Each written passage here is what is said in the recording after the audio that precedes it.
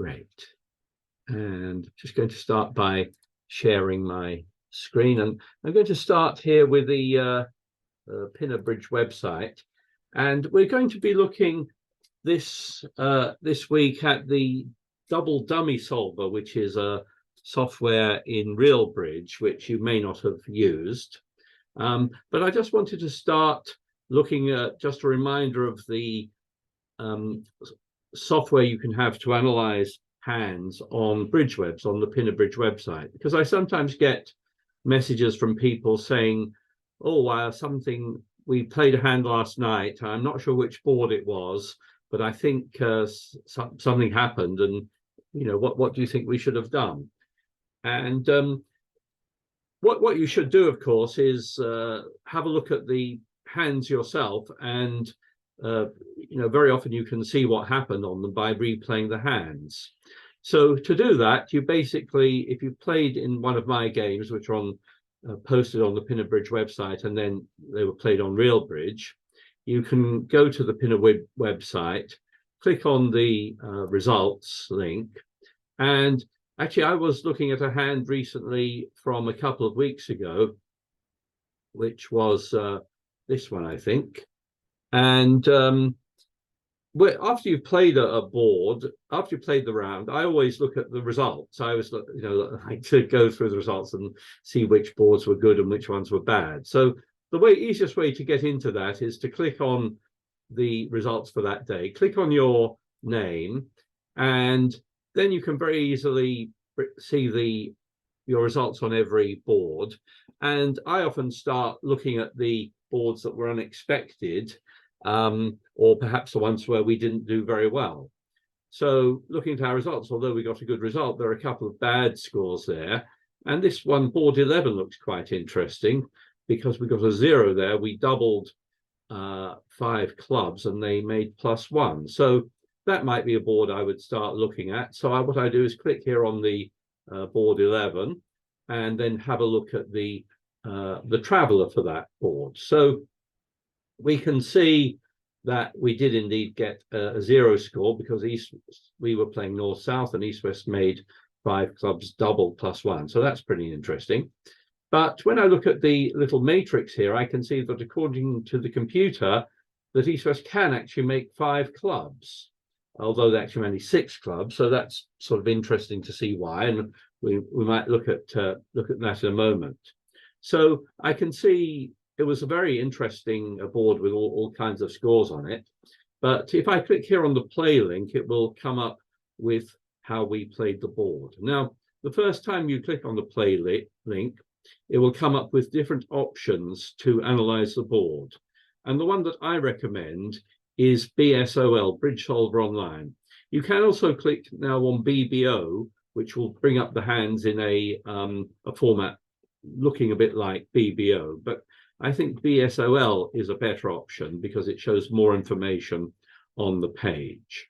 So first thing I do when I look at this hand is, try and see if it makes sense. So the bidding here started off with 1 spade by west, 2 hearts by my partner, north, east then passed, and I passed this one. And looking at the hand in retrospect, I think perhaps I should have considered raising hearts there. Even though I've only got 5 high card points, I've got 4 hearts, and maybe that would have stopped east-west competing. But I decided to pass, and West then came in with 3 clubs. And as you can see, east-west have got a great club fit. So it carried on 3 clubs, 3 diamonds by my partner, 4 clubs over here. I now supported 4 hearts, but West bid 5 clubs and North doubled. So that was the final contract, 5 clubs doubled. And I think that's quite a reasonable double by North, because based on the bidding, they're probably thinking they're going to make the king of spades. And they've got, the ace of hearts and the ace of diamonds. So they may well think they're going to defeat 5 clubs. But let's have a look at how it actually went. And as you can see, the computer saying that east-west can make 5 clubs. So it's always worth replaying this here. And I'm going to replay it here, and we'll see what happened. So North was on lead, and North led a spade here. And just to explain this little, what these numbers here and the colors mean, the blue asterisk indicates the card that was actually led, which was the ace of spades. And the green is showing that that's the best card for Northwest to play, any of these green cards, anything except a spade, which would lead to no tricks for the defense. But otherwise, East-West should be able to make 2 tricks here. And you can just click on here to see how the play actually went. And you can see, of course, Declarer is able to ruff the first round. And then Declarer drew trumps. They played the second round to draw the last trump. And then they led the 3 of spades. And that's, I suppose, fairly reasonable. They didn't try the spade finesse, perhaps because they thought that North's very likely to have the king of spades, and finesse isn't likely to succeed. Anyway, in any case, that's what they did. North took the king, and this is the first time during the play that a mistake is about to be made, which is that North carried on with a spade here. And you can see actually the best play here is actually to cash a diamond. So what it's saying is that by leading a spade, Declarer can now make 1 more trick. In other words, North-South can only make a total of 1 trick. And that's what happened here. They led a spade, and of course that allowed Declarer to cash the spades, and they were able to discard a diamond on it. So at some point they claimed, because they're going to be able to cross-ruff the rest of the hands, and that's how they made 12 tricks. So you know, I find that quite interesting, and I do recommend you replay hands, especially where you got a poor result. But I also wanted to show you how you can use a similar feature, which is actually part of RealBridge now, to do a similar analysis of the hands. So the way to get into that is every hand that's played on RealBridge has got this RealBridge link in the results. And if you click on that, it brings up a similar score, but this is very similar to the score you see while you're playing on RealBridge, and when you can look at the hand. So if, for example, we look at board 1, let's see, we can see that this was a fairly interesting board, in the sense that most were played in 2 or 3 spades by East, but there were a varying number of tricks, ranging from one pair made 9 tricks, and others went down in 3 spades or in 2 spades. So if you want to see how you played it using this RealBridge software, you come into it in the same way, and then you click here on the contract, which will bring up this. Let me just move that, which will bring up. That's fine. Which will bring up the record of how it was actually played, and you can now replay the hand in a very similar way to how we did the last time, but the software is sort of slightly different, and the user interface looks a little different. So actually, I felt I was playing this hand as South, and I had quite an interesting problem about what to lead on this hand. If I blank out the rest of the hands, this is how the auction went on this hand. It went North passed, East bid 1 spade, I passed, West bid 1 no trump, East rebid 2 spades, and West bid 3 spades, and that was passed out. And I had an interesting problem as to what to lead on this hand. And actually, this is a subject of the only poll of the evening. What would you lead with this hand based on that bidding? Have a little think about it. And it turned out it was quite important to find the right lead. What would you lead here against 3 spades? Your results.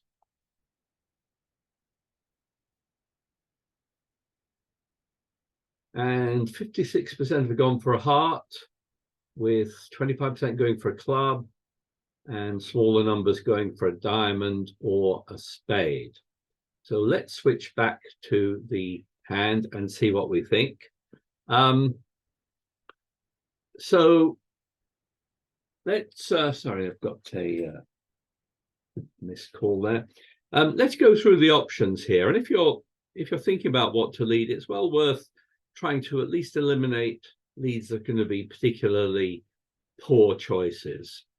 I don't like the lead of a club here, for example, because I'm leading away from the ace queen, and it's quite possible on this auction that declarer has got the king of clubs, and leading a club here, especially against a suit contract, is a very unattractive lead. It could easily give away a trick. I might think about leading a trump here, but I have a very interesting holding in trump, Jack 7-5-2. It's a holding where I expect to make a trick here, because I've got 4 spades, including the jack. But if I lead a spade, I might well not make any spade tricks, because declarer will presumably be able to win that. My partner presumably is very short in spades, so they probably only have 1 at most spade. So although there's a saying in bridge, if in doubt, lead a trump, I don't think this is a good time for that.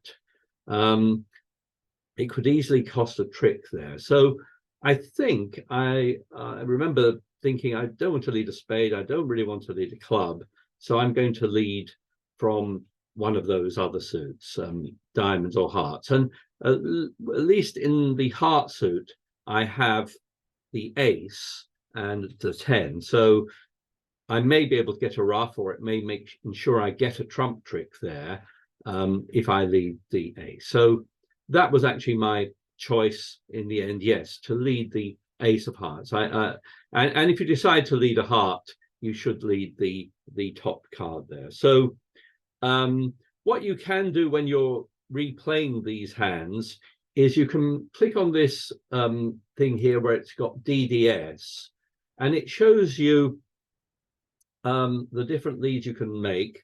And in a very similar format to the other one we looked at on Bridgewebs, it shows you what will happen as a result of any particular lead.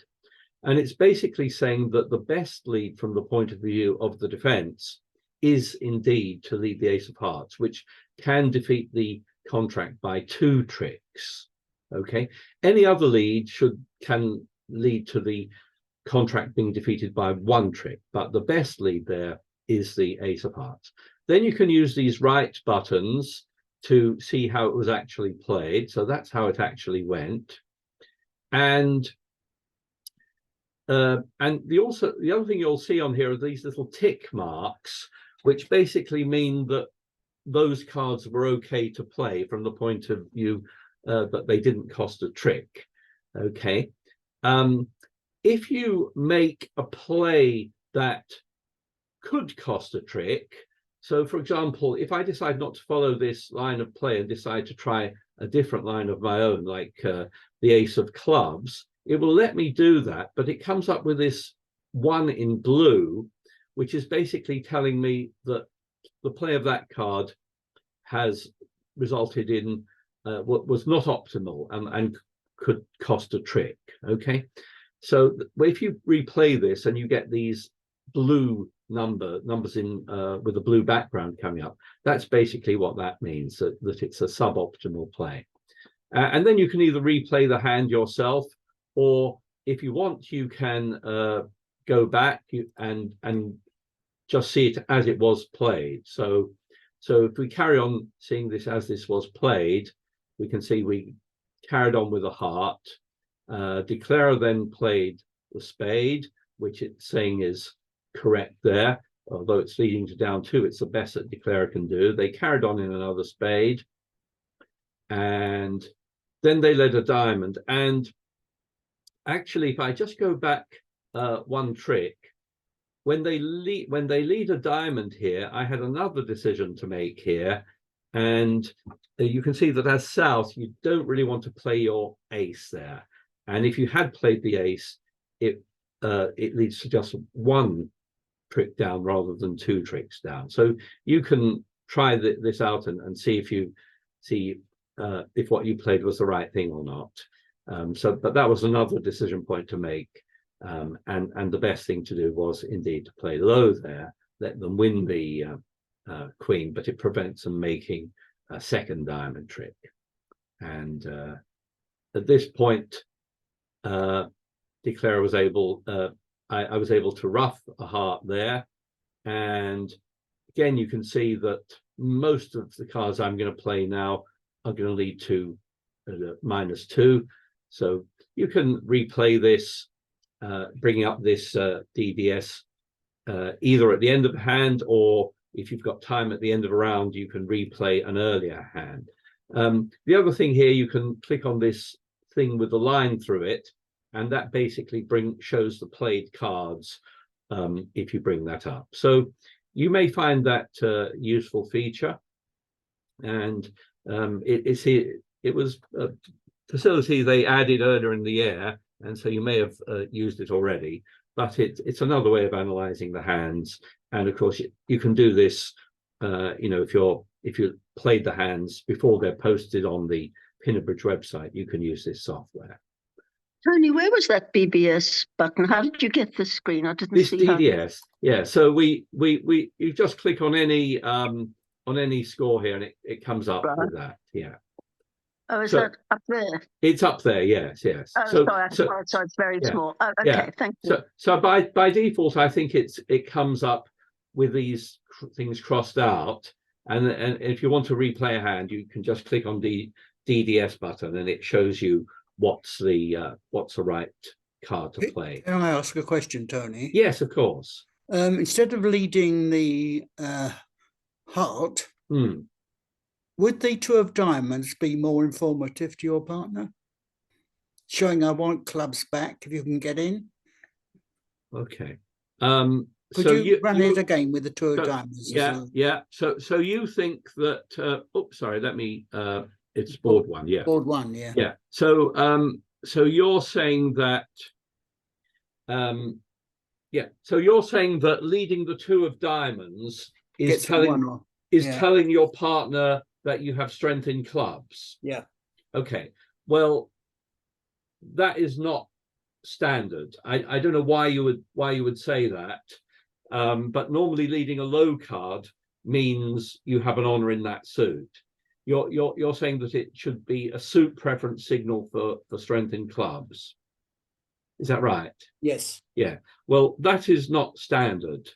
Okay. So I've not really come across you can have any system you like in bridge, but if you were to lead a diamond, the correct diamond to lead against a suit contract would be the ace. But as you can see, leading any diamond is suboptimal, and it will lead to just defeating the contract by 1 trick.